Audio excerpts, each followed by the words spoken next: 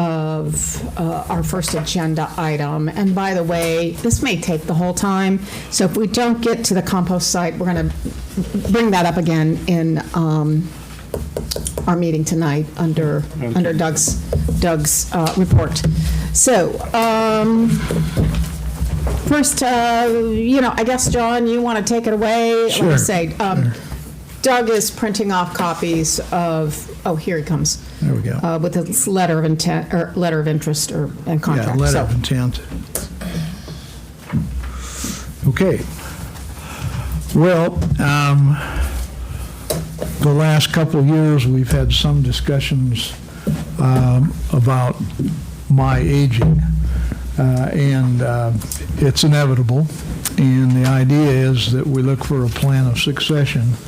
And I'm not necessarily the only solution in that situation, but I am trying to do a way that we can transition into someone else learning the ropes. And we've had a couple of attempts at an intern in the last 5 years, but at this point, I have been talking over the course of the past several months with a younger local attorney who I believe is possessed of not only skills but also a personality and an awareness of what it takes to do this kind of work, subject to the fact that there's an awful lot of different aspects of municipal law that you just have to learn as you move through them.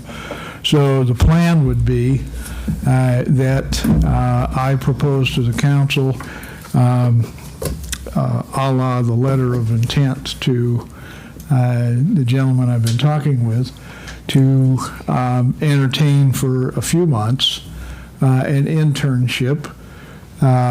During that time, he will be walking through an assortment of things that I do.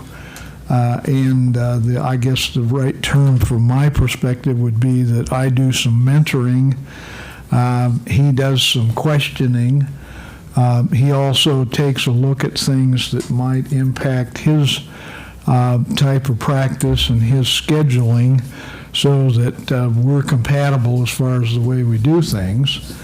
Over a period of the internship, we also look at it as a perspective working with both the Personnel Committee and the Ways and Means Committee over here at the Council to see if we can't put this into a set of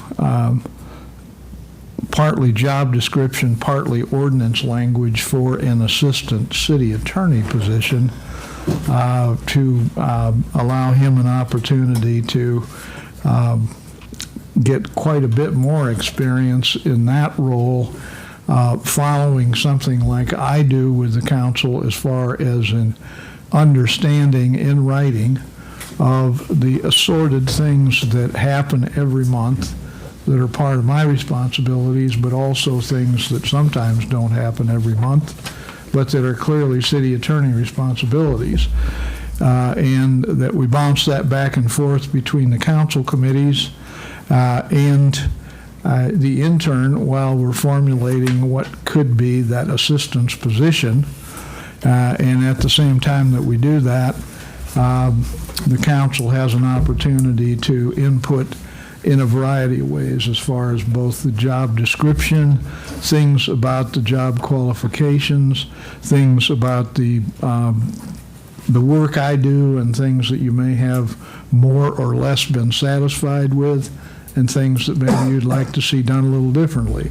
So I'm preparing to look at all of those things, but my hope is that I'm doing that at the same time that we're watching a younger person pick up on these things week by week off of a list of things that already are out there that we know are necessary, and at the same time other things that you may want to input on, and things that I guess the way I would put it is I haven't thought of everything. So as far as the letter of intent that's in your folder, the idea would be that the young man that's here with us tonight, I don't know if, Shane, why don't you come on up to the podium and I'll introduce you. This is Shane Zisman, who is a practicing attorney in Fairfield. He has a general practice with planning and some other things that he does, including bankruptcy work, debtor-creditor, real estate, probate, and other kinds of tax planning that are unique to what he does. And I'll give him an opportunity to talk about himself a little bit. But at this point, Shane and I think, pretty much see the way this could go for a while. And essentially, Shane, what I've expressed to them in writing is that you're willing to give this a try as far as the interning and allow me to mentor you. Yeah, that's right. And thank you for the introduction, John, and it's nice to meet those of you who haven't met before.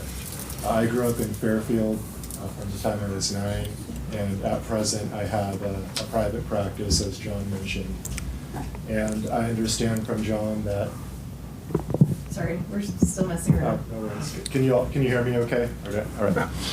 I understand from John that there's potentially a need to fill the city attorney position at some point. And so for me, things are busy, but John has a wealth of knowledge. He's been doing this a long time. And I told John that if he'll stick around long enough that I feel comfortable, that I have a grasp of municipal law, that I'm happy to give this a try. And I think what we have in mind is there'll be a trial period of several months. It'll give me a chance to get to know the committees in town and for you to get to know me.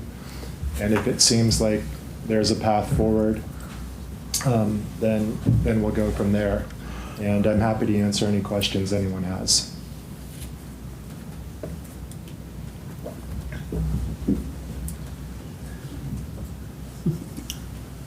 They're all quiet. Well, just to add a little detail before I take a seat here, the idea is that I would start off with about 20 hours a month interning, working with the committees in town.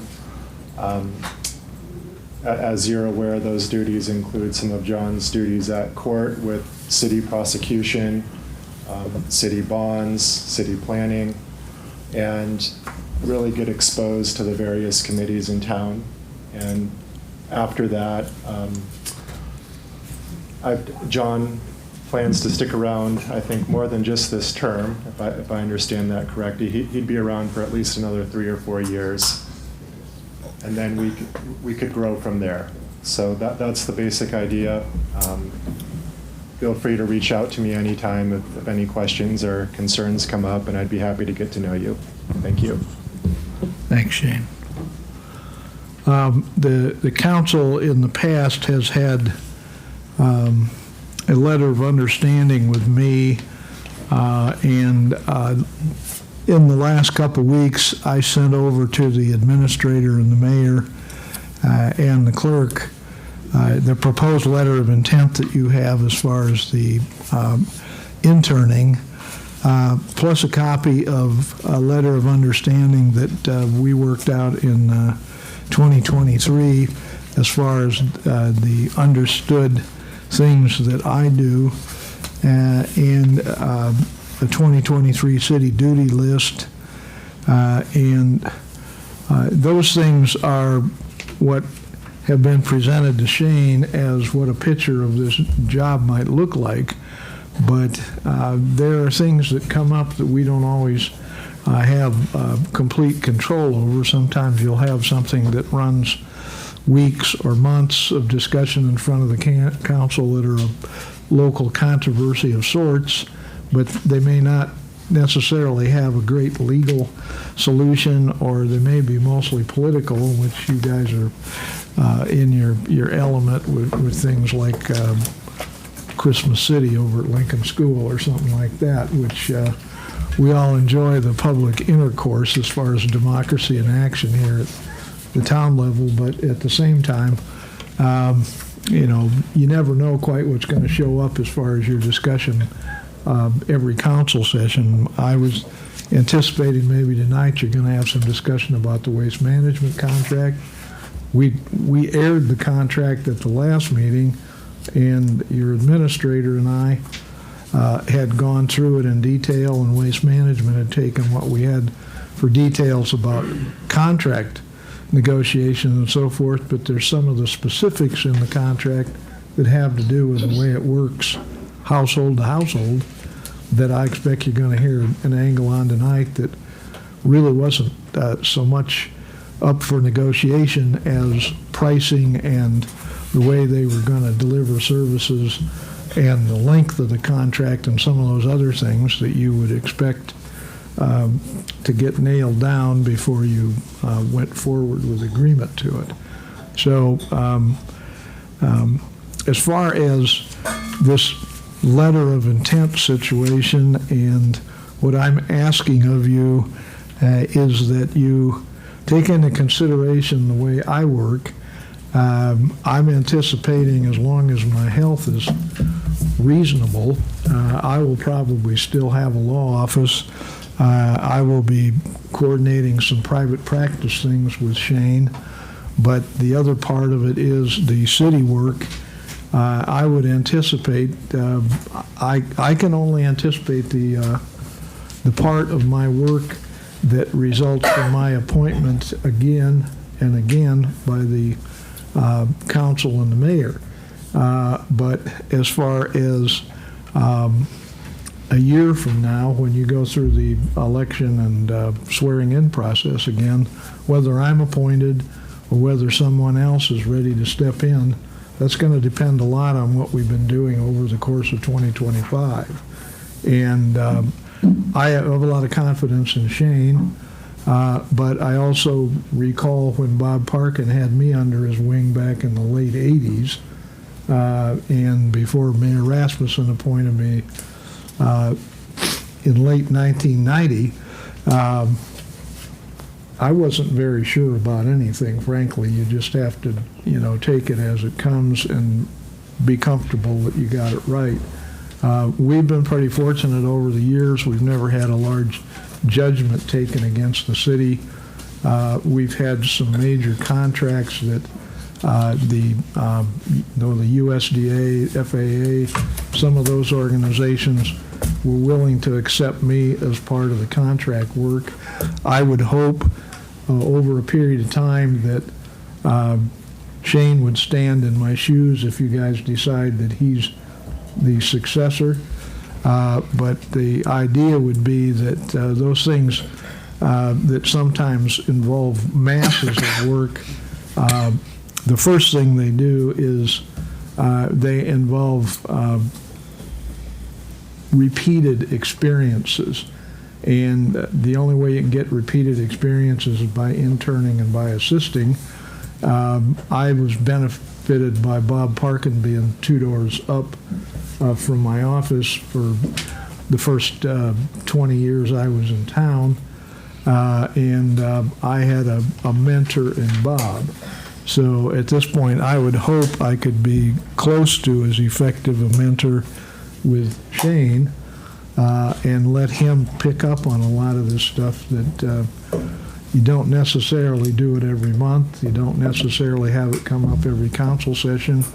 I have a hallway full of books, and I've been going to every municipal attorney's seminar for the last 35 years, and those are all available to add to the information that I can impart. Plus, I did bring a book back for our city administrator as far as the last municipal attorney session, which had 6 or 8 good pieces of information in it, but there's never everything that you might want to know for the last 12 months of municipalities. And you get the same thing out of the League of City meetings and that kind of stuff, but all of that stuff goes into something that you pick up bits and pieces of as you learn the job. So if my experience in learning took me 35 years, I would expect that the early interning and that kind of stuff it'll be a project for Shane, but I believe he's ready to invest himself in it, and he'll look at it month by month. So other than that, anybody got questions for me? If not, Shane? Seeing none. All right, well, all that I'd ask of the council is that you essentially agree that when we start this letter of intent in interning with Shane, that you be prepared for what this proposes, which is a boost, $2,250 a month to be paid to an intern. You've done that a couple times, about 5 years ago and last year with Amy Anderson for 2 or 3 months. But as far as right now, that intent would be to start out in January, go into the spring, depending on how our discussions are going about an ordinance and council's wishes on some of the things in the job description. I would anticipate this thing might extend on more than the proposed intended 90-day period at least, and have a couple other months at the back end of it if needed, and then go into the new fiscal year with a plan for an assistant as opposed to a continuation of interning. So, John, we intend to have this on the first meeting in January, correct? That's fine. It should be in resolution form as well. Right? Does this need to be in resolution form? I can do it as an employment resolution, you bet. Yeah. Yeah, can't remember how we did as it far as the previously. city side, I don't mean to shortchange the mayor or the Yeah. council as far as the idea that it is mutually agreeable between my office and City Hall. Yeah. Okay? Okay. I don't want to get too far into it. Does it have to be in resolution because he's not employed by the city? I don't know the answer to that. Rebecca, do you Well, have it's any thoughts? contract for 3 months. The contracts are usually in resolution. Okay. I can't remember what we did previously, Well, so it's a contract. Anyway. So. Okay. You'll bring it back to us in the appropriate form, John, for January? That'll be great. Right. Well, Okay. All righty. Any other questions? Okay, seeing none, let's move on to the compost site. I had a question Who wants to talk about it first? about the necessity for tags for the 2 truckloads types that we mentioned in past in ordinance. So he's wondering why they couldn't buy a tag at the site when they did a dumping, because he didn't have knowledge of requirement for a tag. He wanted to buy it on the spot, and he couldn't. And it was a Saturday, of course, and so he had to wait till Monday. So I know you have a good explanation as to why they can't do that, but I think the public needs to know what that explanation is. So, and talking with staff internally, there is a money handling infrastructure that we need to have in place. And we did discuss being able, there is a disconnect between buying them at City Hall, we don't work on the weekends, but having a public office that can sell them, such as the library or the rec center, so that we can't have money being handled at the site because there's nobody to secure those funds on the weekends, taking them to the bank, and somebody could know that we're taking that money home or securing it at a different location. They figure out how those sorts of things. So we have to have all of those funds that are collected taken to a secured location with a vault and a camera. And we have all of those audits in place. So at City Hall and the rec center, I apologize, I'm talking with my hands, but at City Hall, the rec center, they actually accept cash. We have all of those things in place. So we can just change that to where we don't have a ticket, and then we can go there, get the ticket, and then go back. But they can't accept cash at the, What if you just made it like a card only? on site. We would need internet and we would need a card reader, those sorts of things. We have It's to have. pretty easy to do. Huh? But I mean, yeah. Well, I personally You think they could just take cash and. Square is easy. Yeah. Square, anybody on a city cell phone, Square would be fine, but. And then if you number the tickets, you know Yeah. exactly how many tickets you sold that day and how much you have in revenue. Right. Can it be done to like the lawn and leaf tags are right now? Like through Hy-Vee or something?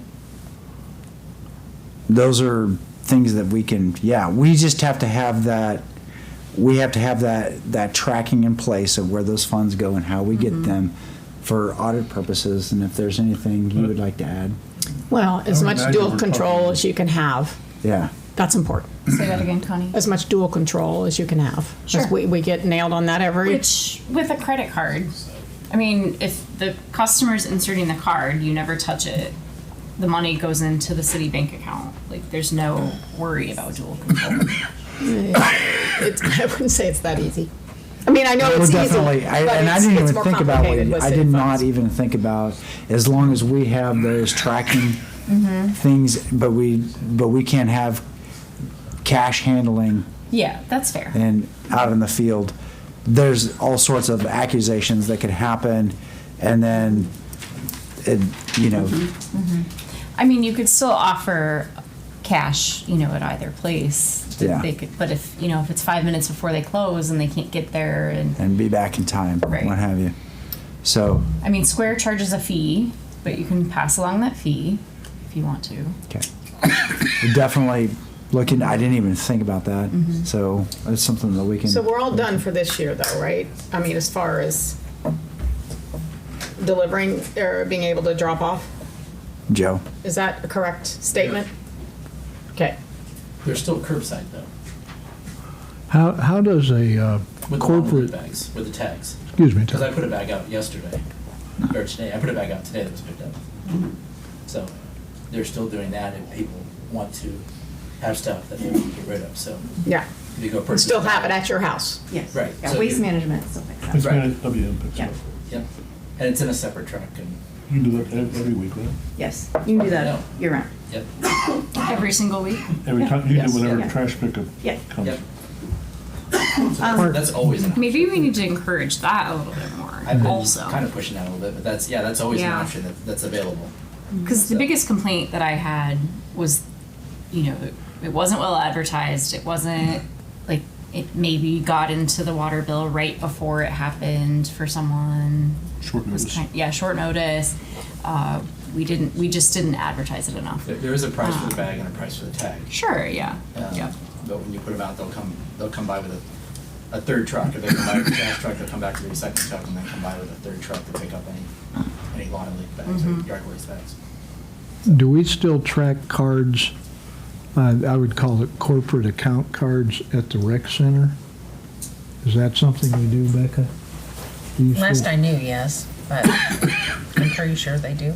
Yeah, I'm just trying to figure out how they're handling their, over there, because they get payments in, which I assume eventually come over to City Hall. But they also run the cards, and some people, the way they used to use it anyway, is it was used throughout the year.